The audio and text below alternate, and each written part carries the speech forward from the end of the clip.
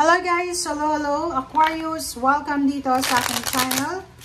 Kapalaran 888. Welcome Aquarius. Alamin natin kung anong messages. Vibration, gabay energy para sa lahat ng Aquarius. This is general reading. Pwede kang makaresonate. Gamitin mo ang iyong intuition, Aquarius. Okay, tingnan natin. Ano ba ang message na para sa'yo? 1, 2, and 3. Wow. Aquarius. First 3 cards mo. 4 of hearts, 5 of hearts, and 7 of clover. Okay.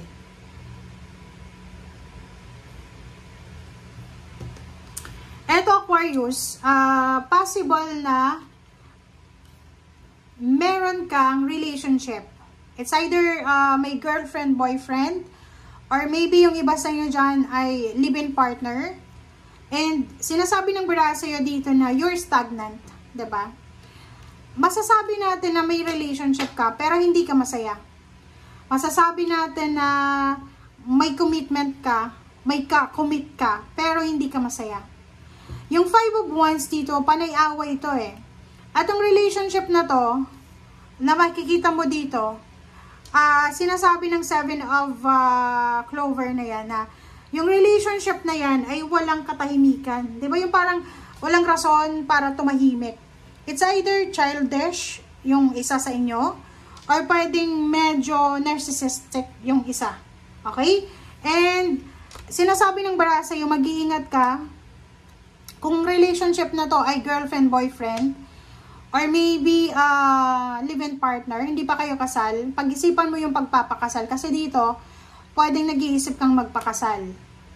Isipin mo na away kayo ng away, hindi pa nga kayo kasal. What more, kung may anak na, may, diba? So, ingat-ingat ka.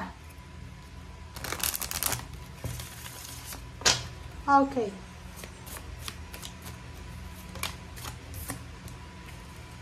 Wow, new career. Para to sa mga Aquarius. So, new career, new job, new career. Sinasabi ng baras na to na your work focus is shifting in a positive, new, and successful direction. So, in terms of money, sinasabi ng baras sa'yo na ang focus mo daw sa ngayon, Aquarius, is yung makahanap ka ng pagbabago sa iyong trabaho. So, pwedeng gusto mong lumipat ng career, or pwedeng gusto mong pumunta ng ibang bansa just to try kung ano yung buhay sa ibang bansa, or gusto mo ng successful direction. So, gusto mong baguhin kung ano yung direction na meron ka sa ngayon.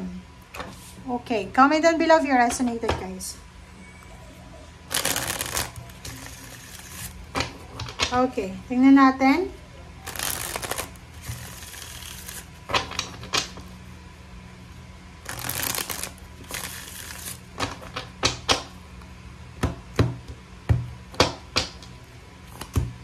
Okay, first 2 cards natin.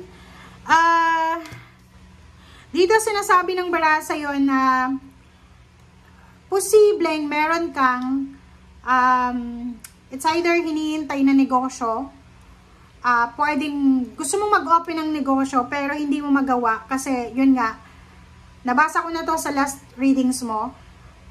Pwedeng naghihintay ka ng pagkakataon para maka-open ng business pero hindi mo magawa kasi maybe kulang ka sa oras or kulang ka sa pera. Yung iba din sa inyo, sinasabi ng bara sa'yo na nag-iisa kang breadwinner siguro sa pamilya. Diba? Nag-iisa kang breadwinner. Pagod na pagod ka na. Hindi mo masyadong ma-focus ang sarili mo. Like, for example, ang tagal mo ng breadwinner, pero may mga kapatid ka naman na single, wala naman silang effort na gawin na tulungan ka sa mga obligations mo. So, nakikita ko yung The Tower. Yung The Tower na to is current situation mo to. Yung parang pagod na pagod ka. Yung pinapakita mo sa harap nila na masaya ka, ganyan, ganito. Pero, sa totoo lang, sobrang pagod na pagod ka na. Hirap ka na ayusin yung pera mo. Hirap ka ng kargahin yung mga obligations mo. Naghihintay ka dito ng 3 of Wheels eh. Yung 3 of Wheels is naghihintay ka ng pwedeng partner.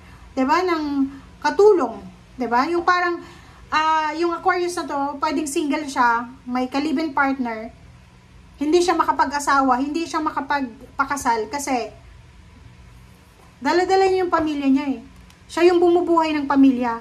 Ang problema, hindi lang naman ikaw yung anak, parang ganon. Three of Wheels, naghihintay ka na sana, tulungan ka ng kapatid mo na isa ding single. But ang problema, kung makikita mo nga dyan, tingnan mo oh. Ayaw ng iba, 'di ba? Natulungan ka. So, dito sinasabi ng baraha, isang temptation ang posibleng papasok sa iyo, Aquarius.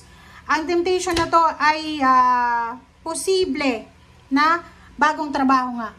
So, yun. If you're looking for a job, international or local, mag-iingat ka.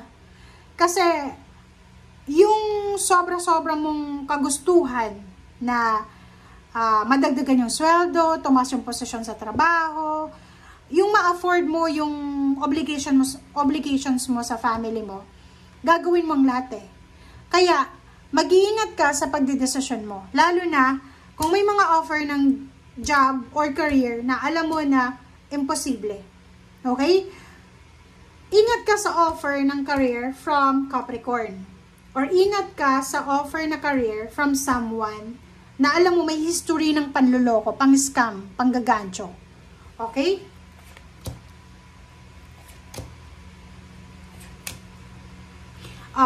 These 3 cards, sinasabi naman ng 3 cards na to, na yun na nga, it's a new career.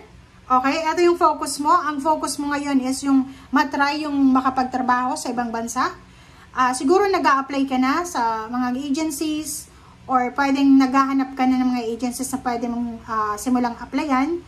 And nakikita mo yung sarili mo, na once na nakaalis ka ng Pilipinas or nakaalis ka sa lugar kung nasaan ka man sa ngayon, like nasa ibang bansa ka na pero hindi ka pa rin masaya, gusto mong lumipat na mas mayaman na bansa, sinasabi ng baraha dito na etong rason, etong motivation mo, etong determinasyon mo na makaalis dyan, ay siya yung pwedeng magdadala sa'yo ng empowerment. Di ba yung parang, yung kagustuhan natin na makaalis sa kahirapan, siya yung pwedeng magdala sa atin ng lakas loob. Di ba? Yung parang, ay gusto kong makaalis na dito sa lugar na to. Gusto kong lumipat ng apartment or gusto kong lumipat ng bansa. Di ba? So, pag masyado tayong tamad magtrabaho, yung idea na yan na paglipat or idea na yan na gusto nating gawin, ay yan yung magdadala sa atin ng motivation. Diba? The Hermit and Page of Wands. So, sinasabi sir dito, Aquarius, na in the near future, this is sure na sure. Kasi prediction to ng tarot. Kasi yung Page of Wands, sa prediction siya. So, sinasabi na yung future prediction mo, sobrang magiging peaceful, satisfied, and accomplished ka. Okay? So, thank you guys for watching and see you again. Bye!